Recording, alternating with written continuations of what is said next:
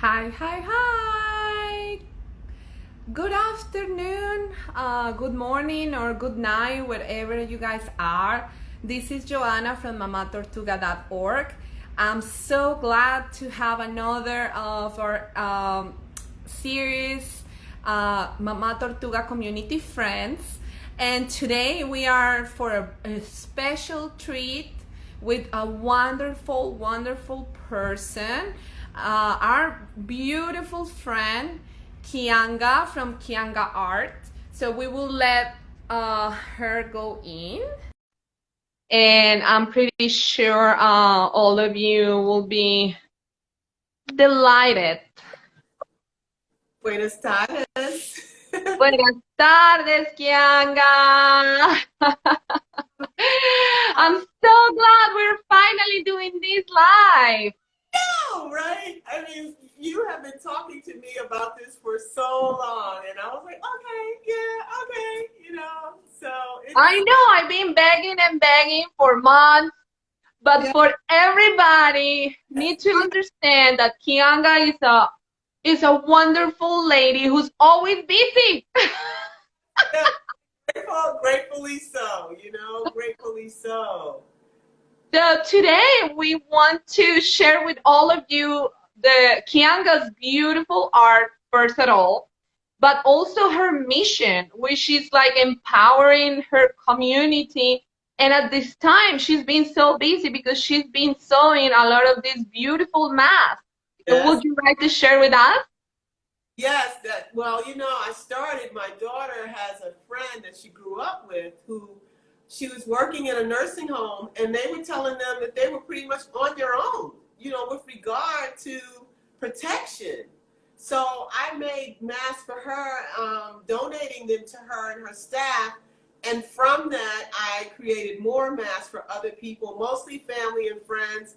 All of us who are creating the masks, we were inundated. Like it was kind of overwhelming. So I kind of like have slowed down on that because I have a lot of other projects that I'm working on. I was just as my job stopped, because I'm a massage therapist, and we stopped working like the middle of March. And the day that I stopped working, I got a commission for a queen size quilt. So I have been trying to work on that in between getting people's mask orders out and fabric. I sell African textiles. As you can see behind me is some of my work that I've created and some of the things that I sell as well. And so some of the mask makers have been purchasing their fabric from me, so Whoa!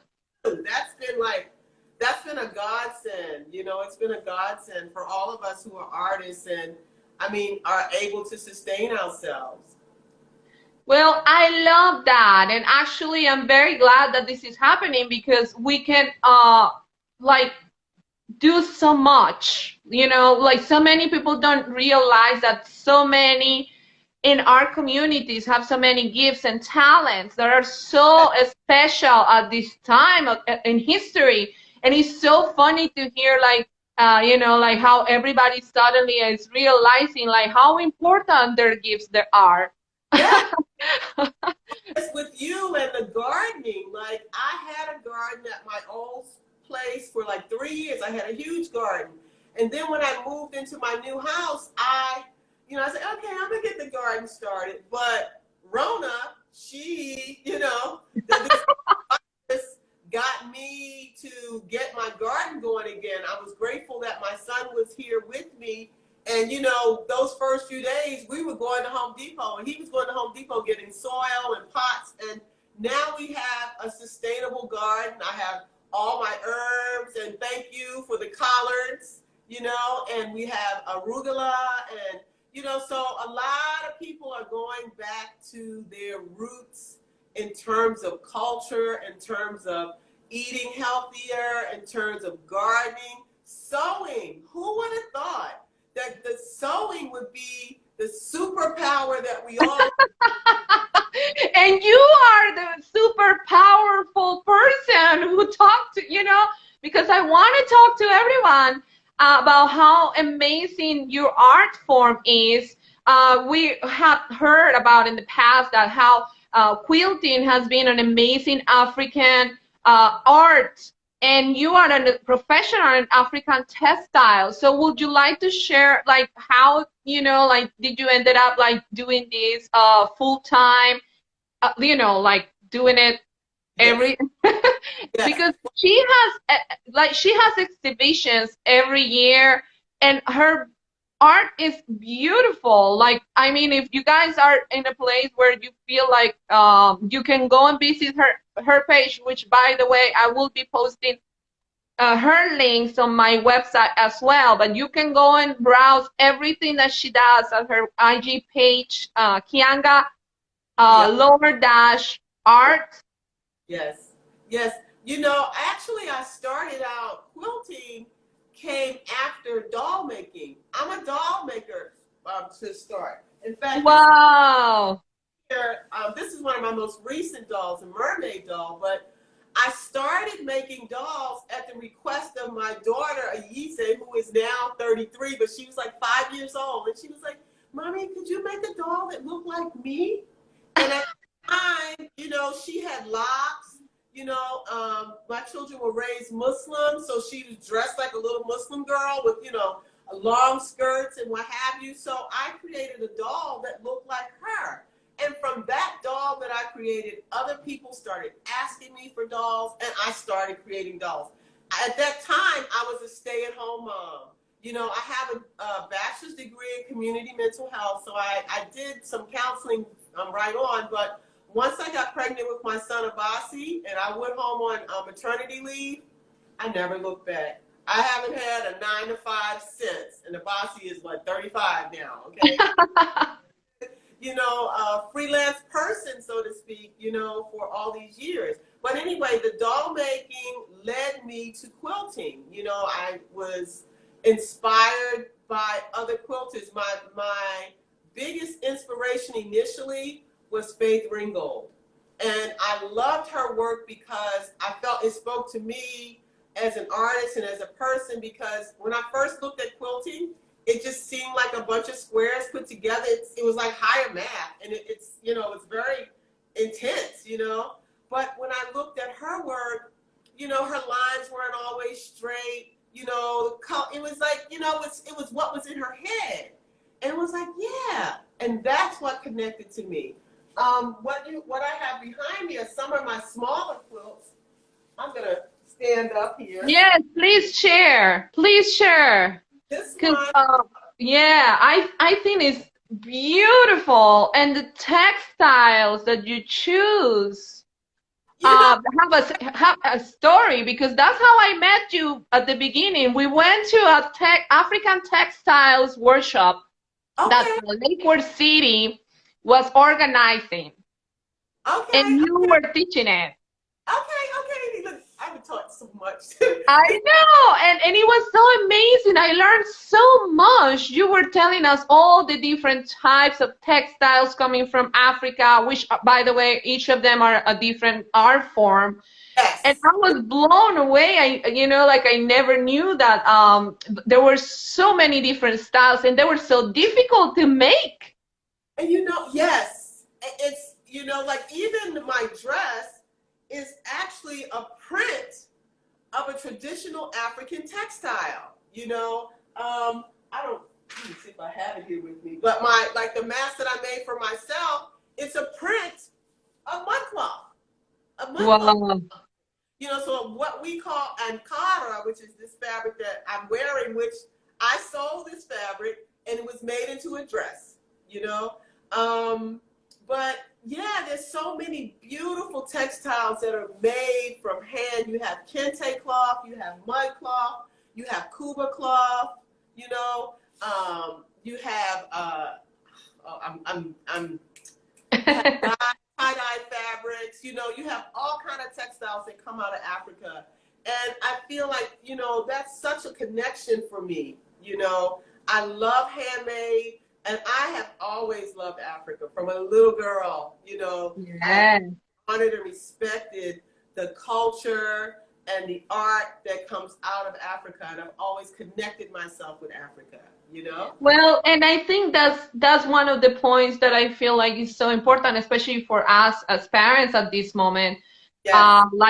Like for me it was like such a discovery to learn about different art forms, especially coming from Africa, because that's not what we are used to hear from, like in art books, even Exactly. in television. Like they never show you, like you used to see, like the museums in Italy and France, Yeah. like an art form and how difficult that those are. And I remember the first time like I was exposed to a lot of the African like arts, and I was like blown away because I was like, how come this has never been like something that is being like teach even in schools? Like like those are very hard to do art forms, and And and they should be it teach. should be. It should be. And you know, interesting enough, many of the artists that we do study, they were inspired by African artists. So if you look at Picasso's work, that's Africa. You can see Africa all in it, you know. You know, don't get me started. No, that's why we want to start it, because actually Mama Tortuga started from the need of, Yeah, of seeing the vision more of as a whole, yeah, rather than to just seeing like, oh, only one part. Even though I'm a Latina, I grew up in Colombia, but I'm very interested in teaching my children about the different, different art forms around the world, because that is part of who we are. That is part of the, exactly. so that should be something that all the parents should, be exposed in the daily basis. Not, like it shouldn't be like something that, a parent has to struggle to find, like, for example, dolls that look like your child. And I think, the companies already heard the message. This is very new, because you are right about that. When my daughter, who's almost 13, was a baby, she also asked me for a doll that looked like her, because sadly, there weren't any at that moment. Imagine, that was only what, 10 years ago? Yeah, So yeah, I think a lot of the companies are catching up on that, but the problem with that is, like, a lot of times they're skipping the step of acknowledging the sources of a lot of these things, like not really educating the parents and this is not something that came up from the doll company. Like this came from a culture, and this came from a group of people that have generations that have done it. absolutely. You know, I started making dolls when I was first talking to you about the dolls. That was the 90s, you know, and I connected with other black doll makers throughout the country. My first trip to Africa in 2000 was to South Africa, and we took black dolls to South Africa because we learned that during apartheid, black dolls were banned, like no positive images of us. So we began to collect black dolls from all over the United States, and a group of us, along with Laverne Hall, a doll maker and minister out of Seattle, Washington, a group of us went over with dolls, and we distributed black dolls all over South Africa. It was such a beautiful experience. We did a workshop, but you know, as a parent, you know, I made it my responsibility to learn about who I am and to teach my children who they are. I mean, I didn't have Google, you know, but I had the library, you know, and Yes. time I saw something cultural on TV or an event that was happening in my community, like what you do, you get your kids there. You know, it's like it's our responsibility as a community, as parents, when you see something that you feel like your children need to be exposed to, you expose them to it. You know, you make it your priority. And I've always done that with my children from when they were very little. You know, they know who they are. You know, they know their heritage. You know, they know the greatness of their people. So when you know who you are, people can't just say any kind of yada yada to you about y'all ain't this and you ain't that. No, yes, we are. You know, greatness. You know that traffic light out there? A black man did that. You know, your refrigerator? A A black man did the pencil you write with, the chips you eat, the ironing board that you iron with, you know, all of that. We could just go on and on. But it's our responsibility as parents to make sure our children not only know who they are, but know who your children are and the contributions of your children. You know, I think overall, we can all agree that brown people of all shades have had to find their information and find their culture themselves. It has not been presented in the mass culture, except in a caricature type of way.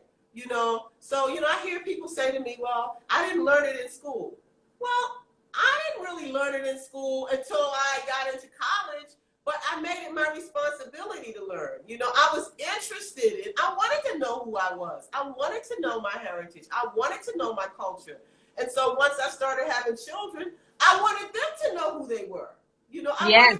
wanted them, you know, and I wanted the children around them to know. So what I did once my children started school, I volunteered in the classroom. My children's classmates learned about Kwanzaa. My children's classmates were taught tie-dyeing with me. My children's classmates, I read African folk tales and African American folk tales to them. You know, that's what we have to do. We have to bring our cultures into the schools. Oh yes. Oh yes. Children, so that they see it, and if they hear something negative and stereotypical about our children, their kids can say, that's not true. Abasi's the smartest little kid in my class. You know, like those black people aren't stupid. You know, that's not true. Because Miss Kiyoka came in and taught us that. You know, so that is our responsibility. It takes a village, and we can't just relax and expect. We should be able to, but the reality is that we can't.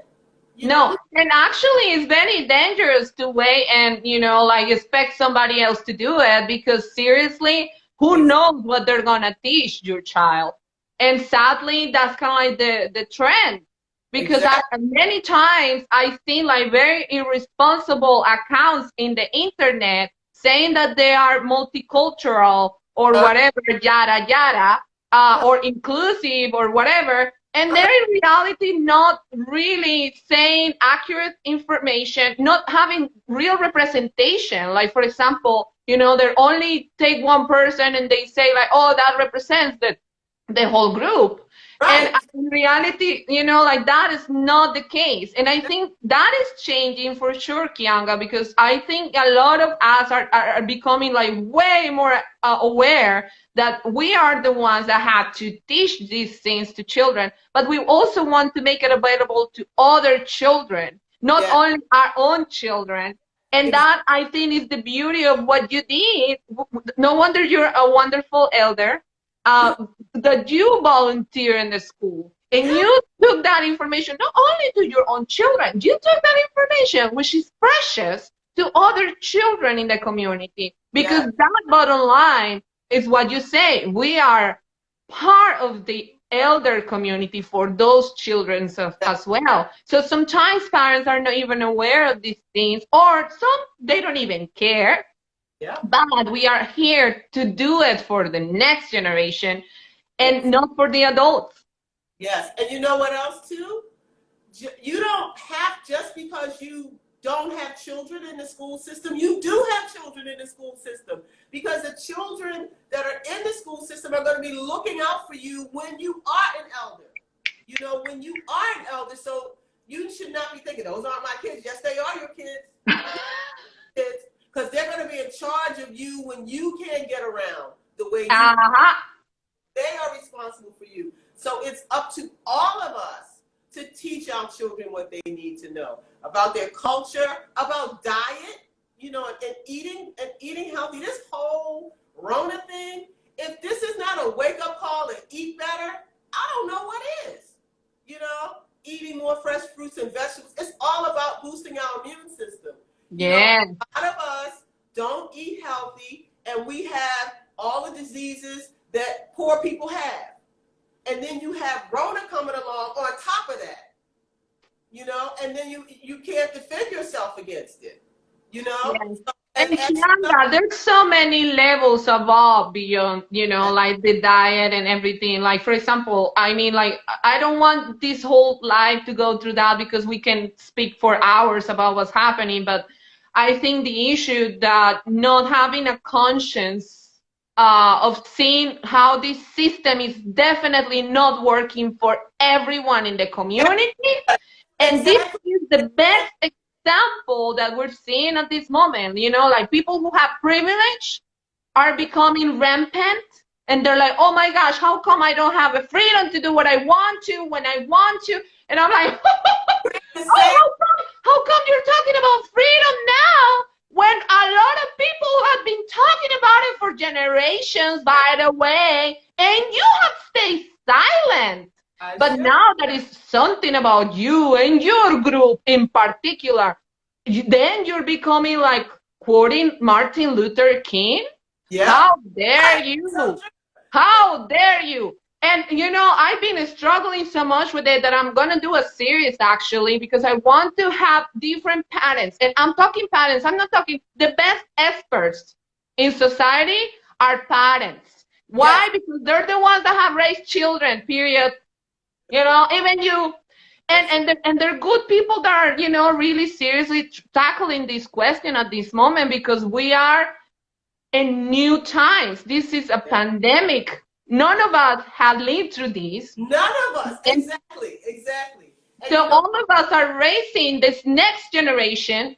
yes. And suddenly we're realizing that we're raising a lot of people who are definitely totally entitled. And I'm like, how come I cannot have the party that I want to? I'm like, Yeah. sweetie, Flash News is not all about you. It's not because it's your birthday and you wanted to have your party. You know, we are in a pandemic. Like, Yeah. it's not like we're choosing not to give you a party or celebrating. And I see it all the time. Right. Like, parents in the internet, like, upset because they cannot do this or that. And I'm like, wow. And so do they let their children do whatever they want at their home? Because you are teaching with your example. Yeah, exactly. More than anything else. And the fact that this particular pandemic is one in which you could have been exposed to it and not have any symptoms, but you could cause someone else to get sick from being around you. It's not about you. It's about the collective community and recognizing that we are all in this together and we're going to Kianga, try to work it you out. more than ever, please enlighten us because you have all the credentials to talk about it. Who is the community? Yeah, no, I want to pose this question to you because seriously, I think not the persons in this community, in this culture, who are the most qualified to say and preach at this moment is the African community and the Black community in the United States. Do you know why? Because they're the ones that are showing up for everybody, showing up Yes, for their brothers and sisters, right. The front and line. doing what they already been doing for Exactly. generations, which is, Exactly. doing mutual aid, helping the community. So Yeah. my question, like, can you enlighten us? Who is the community? Because I Here's see a lot of people lost in that one. exactly. Exactly. When the other issue with, along with the dietary and the health challenges, well, brown people, black people, we're the frontline workers. The mailman that comes, delivers your mail, and then you got to deal with when you go to the drive-in for your food and stuff. Those are brown people mostly. When you're going, Restaurants, yes, restaurants. Who cooks the food? Who grows the food in the fields? exactly. And now I'm hearing like, oh, they don't even want to acknowledge that because they want to give those jobs to American people. Good luck. Good Exactly. luck finding Exactly. those because I have to say, like anybody who have seen the conditions in which a lot of these people have to work and they don't even live in one place. They have to travel. They They're have to, nomads yeah.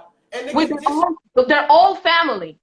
So Yeah. not even at this moment, they're really getting some break Yeah. because that's the issue for me. Like we're talking here about like she Kianga is an elder of her community. She knows everything what is going on around her community. You know why? Because she cares. Because Yeah. she knows she depends on her community, but at the same time she knows she has responsibility with her community.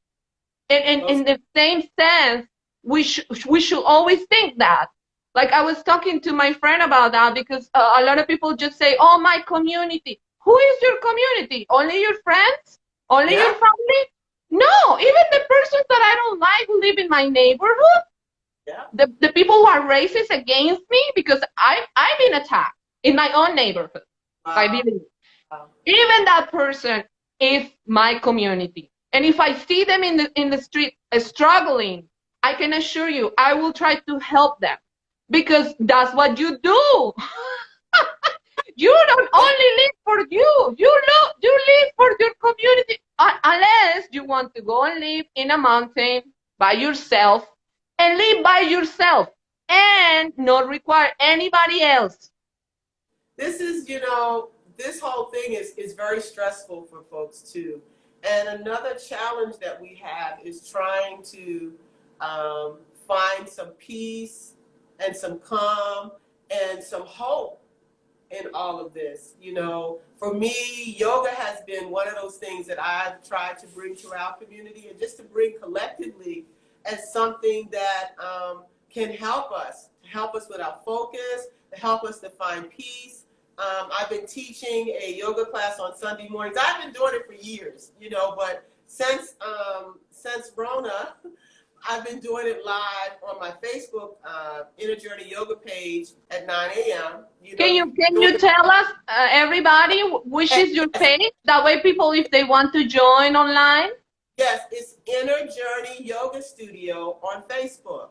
And in fact, you can go, if you go now and you click on my videos, the classes are all the hour length things. And I am a senior. I know I'll be 62 in a couple of months. So I am. Oh, you look fantastic, and I have taken your class, and your class is amazing. Huh?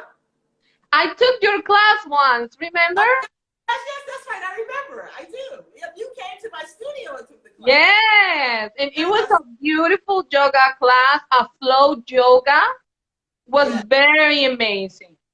yes. Oh, who's that? Somebody said they're 63. Right on. Right on.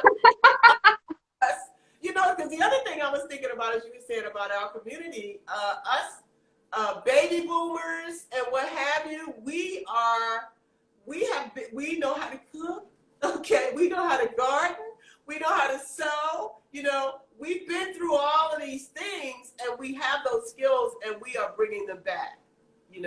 But yes, Inner Journey Yoga Studio is the Facebook page, and you can go and click on the videos and watch those classes, or you can join me on Sunday mornings at 9 a.m. And it's the beautiful thing that is happened is that this has happened during this time of social media. That even that you and I can sit here and have this conversation, and people from all over the world can join in, can learn, can be exposed to. So many artists and teachers right now are offering free classes. I mean, all day long, you can take classes, you can dance, you can learn, you can grow, and through this time. Yeah, and I Yes, think, and I have to say thank you so much for bringing us back to what we wanted to do at this live, which is like showing everyone who joins, and eventually we'll see this video because I will upload it on YouTube as well and put it on my website. Uh, the importance to see this time as a new time for reinvention, but yeah, also the importance of having a real community. And in the sense of, maybe before this had happened, we were so busy and frantic going to one place to the other and doing all our busy stuff, but we didn't realize that this is it wasn't working for everyone. And I think this can be a wonderful opportunity for all of us to pull up together each other gifts I agree. and support each other gifts because Yeah, there's no one out there who can do this alone. exactly. I And, agree. and parenting is one of those things. Yes. And the fact that I'm so privileged to be talking to you right now because I admire you so much as a woman, but Thank, also as a mother because thank, I have met two of your children. I haven't had the pleasure yet of knowing in person your beautiful daughter, uh-huh. but I admire so much all of them. And Oh, I think they're such wonderful persons, but yeah, more so, they're very people. successful because they're happy and they're fulfilled individuals. And I'm not saying they're perfect, that's kind of like just my impression of like the amazing job you did as a mother. And I Yeah. love to hear that you chose at that time and you were privileged enough to stay at home with them. But that requires a lot of, learning a lot of things because a lot Sacrifice. of times the stay-at-home moms are like seen down. Like that had happened to me in the past. Like my self-esteem had, like suffered because Yeah. I've been left out from a lot of circles because they kind of like tell me, but you are just, a mom. And I'm like, no, wait a minute. I'm way more than just a mom. Exactly. And these times, for sure, what would it be without the moms? We are cooking, we Ex- are cleaning, we are helping with the homework and doing all, and on top, we are covering all the other bases. exactly. And I think it's so important to encourage, especially mothers. I'm saying all care figures because at this moment, I'm pretty sure there are men who are staying at home too and taking care of their Stay-at-home children. parents. Stay-at-home parents. But Yes. yeah, when I decided to stay at home, and that was like 83, and I remember people thought I had lost my mind because I decided that I wanted to stay home with my children. Now, financially, it was, we were living on one income, at the Same time here. I was working, but the I enjoyed so much being able to be there with them and teaching them. Like all of my children started school knowing how to read. You know, they had kindergarten down. And I think if you can, take that time and spend that time with your child, it will make all the difference. In Well, their and I have to say, it's a double whammy, especially if you're a woman of color. oh Because yeah, sometimes I've been even told in my face, they're like, oh, how dare you? You don't work. You should be working outside of the house because you need more money. And it's true. But if you see the statistics, women of color earn even less with the same credentials that other people. And at the time, I had to make a decision even like, do I earn this? But mhm. still, I will have to pay someone else for childcare, and that other person will be raising my children. Besides, like, I mean, I understand and I support everybody who makes their own decisions on that aspect. But at the same time, I just want, to take that, taboo out of like, a lot of women of color choosing to stay home and raise their children. And there's so many reasons why we are doing it, more so than economically. Yeah, Also because we are the first source for the education of our children, by the way. Otherwise, they will only hear so like the whitewash history that they receive in public schools or either other schools. So absolutely. I think there's so many reasons why we need to support a lot of women that are raising at this moment their children, especially women of color, because I think, like we need to stop that shaming Yeah, and putting them down, because sadly we live in a society that it should be paying all parents raise children. There are other societies that that do. indeed they do. They That, give a paycheck you know, until the child is old enough. I mean, you think about the fact that our children go to school, and they're in a situation where you have one adult that's responsible for 25, 26. She might have an aide if they're K through 3. I think they have to have an aide. But even still, one other adult, and you have all of these children with all these different ranges of skills, of developmental challenges, and you're expecting that person to bring everybody up to speed and pass all these tests. It's a lot. And my thinking was, if my children could start with a head start, that they came into school already knowing some basic stuff, then the teacher could just build on that instead of taking them from ground zero. I've worked in the school system as an artist through the Center for Creative Education a few years ago, because I was a stay-at-home mom until my children all went to school. And then once they went to school, I went back to work. But I still worked. I worked and got off. I made sure I was off work by the time they were going to be coming home. So when they came home. And Kianga, by the way, housework is work. Yes. Like if you don't have anybody cooking at your house or anybody doing the laundry or anybody cleaning, you have to pay somebody. Exactly. And it costs a lot of money, by the way. Like, good luck. But that's why, that's one of the reasons I feel like we need to be more supportive as overall as a community, because we don't have these support systems, sadly, yet. But we can. And it's not like giving free favors like I hear all the time, like, why should I give free favors, to people? No, it's about organizing ourselves, because clearly the government is not going to do anything. They don't care. But organizing ourselves and supporting this, because this is important. And when we join in community and we can do that for each other, we can create a strong community. But sadly, that hasn't happened yet. So do you happen to have like any advice for us, because I know you have it literally, but also in your mind, because you put together quilts. They're pieces of fabric that go beautifully together, but you have to know how to put them together in order for them to work. So do you have any advice for us as in community, like in which ways we can be more effective in this raising our children together?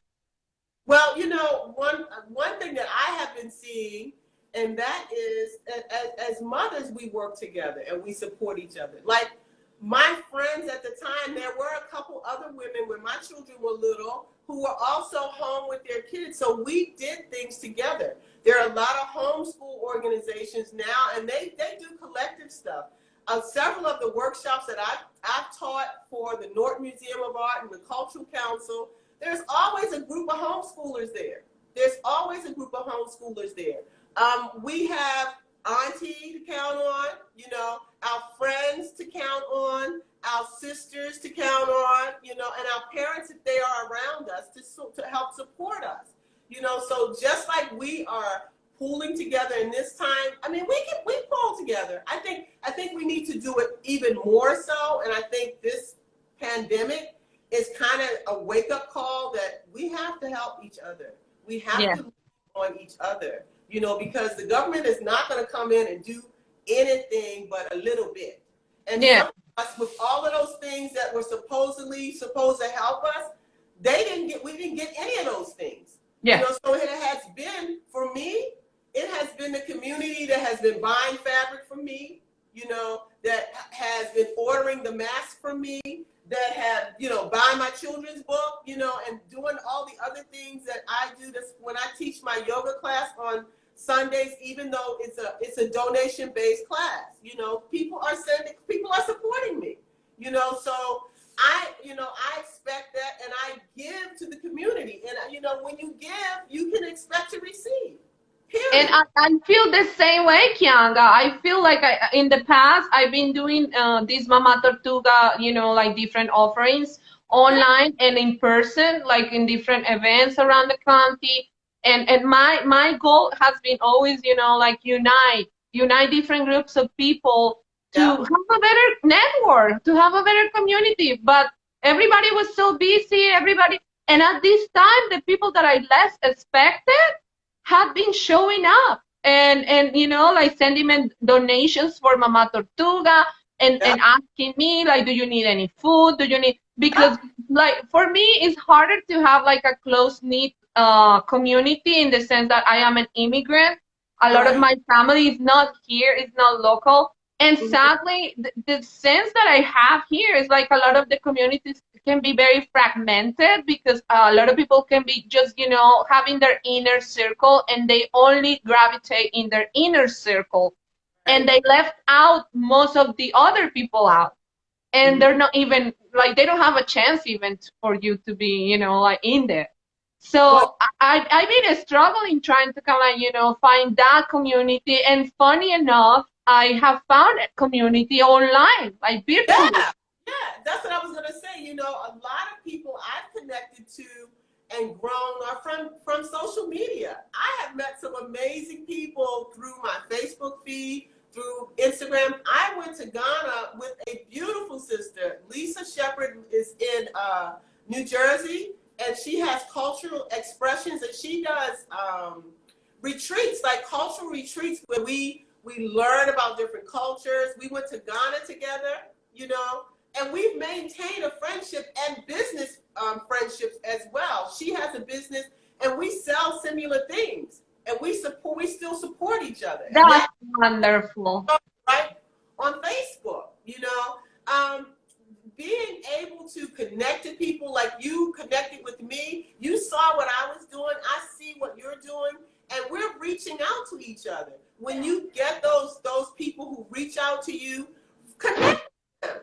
You know, Yeah. it adds. And I have to add, because I think at these times I can sense about this, but I have to add, every time you approach somebody, regardless of if they're in presence, or virtually, Mhm. be respectful, be Yes. in honor, because sometimes I've been approached in ways that are not respectful or honor, or by people who are not simply I don't share values with. Uh-huh. And it's really rude, like sometimes people do not acknowledge that, your experience is different from theirs.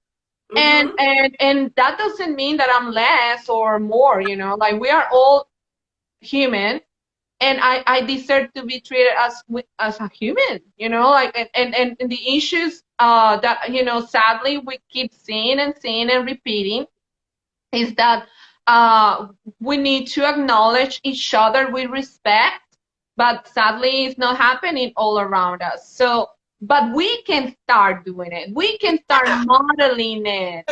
You know, the people that gravitate towards me in a positive way, that's who I connect with. You know, if you come at me wrong, I'm going to stop you at the door. Very quietly and gracefully. You know, I said this on my yoga class a couple classes ago, and one of my students said it was so hilarious. If you can't be kind, be quiet. You know, and it's like, so if someone, in a negative way, I might, okay, I'm going to piece you out. But there's so much light, there's so much positivity. That's who I gravitate to. That's who I add to my circle. That's who I extend to. But I'm also conscious of the fact that sometimes people's abrasiveness, unless it's like just straight up racist, negative stuff, sometimes people's abrasiveness is their own fear and their own insecurity. And if you can kind of feel that from someone, that it's just, sometimes people are shy and they Yeah. withdraw, you know, and, those people, give them a chance, Mm. and the other people just keep it moving. Like my daughter said, birds Mm. of a feather fly together. That's right. Oh, that's so wonderful. Thank you so much for that wonderful enlightenment. And I want to like I cannot make it longer than 1 hour, but I want to highlight your beautiful work before we end. Sure. So if there's a quilt or an art, like an art piece that you would like to show us, I want to tell everybody that Kianga also sells the textiles online. Yeah. And then if you want to bring Kianga's art to your city, your place, of course, after the pandemic, Yeah. you can call and contact Kianga. Yes. You can go to my website. This is a quilt that I made. I call it it's an album quilt. It's honoring Fela, the Fela Queens. If you know about Fela Kuti, if Yes. you don't know, do your research. Fela Kuti, Kutu. But I did this quilt, and I put my art on T-shirts also. So I have a line Oh, of shirts. I was showing you the quilt that this T-shirt was made from. So you can go beautiful. to my website, kiangaart.com, and all my artwork is there. I also sell African textiles. The dress that I'm wearing was made from fabric that I was selling on my website a couple years ago. I sell mud cloth on my site. These are more of my pieces, smaller pieces here. You also teach classes. You also teach classes.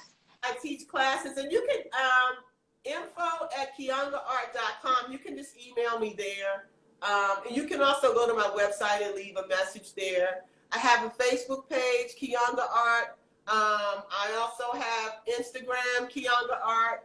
And I put all my stuff on there, my artwork, what I'm doing with my classes, what I'm doing with my yoga. And I didn't even mention my day job. I'm a massage therapist. So, that's something I've been You're doing. a healer. You're an overall healer.